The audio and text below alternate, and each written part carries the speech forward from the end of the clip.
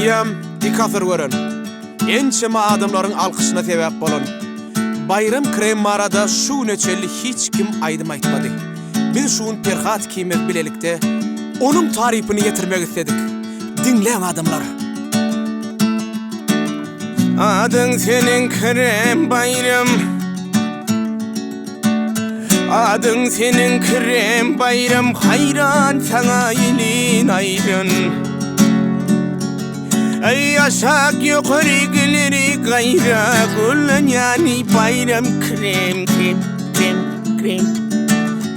Tenedikse yağ yağlıdır çalınan adam doğ yoludur. Hey arifleyim yanında nor yağlıdır. Nokot kom sen bayram krem krem krem krem.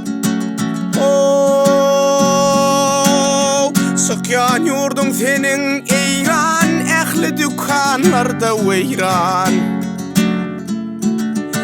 Çalın yar şunu dostum Perhat, Sipratırın doğan oğlunu bayram krem.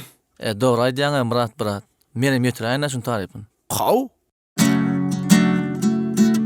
Ay heves edip şonu alyan, ey heves edip şonu alyan, griplemde davana çalyan.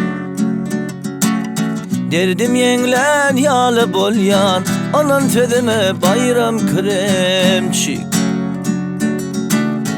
Renkingen senin akça boşan gavyny bollulu bukça. Ey sensiz ýöremiz ýaryk ökçe, emi sensiň bayram krem.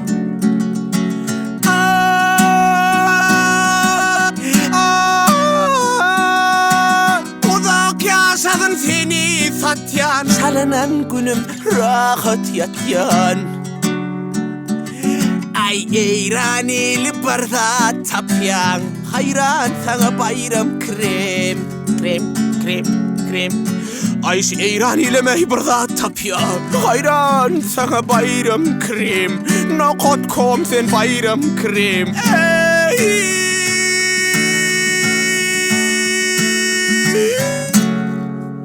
Ey şylaýdym maktaba gelşen oklaýar.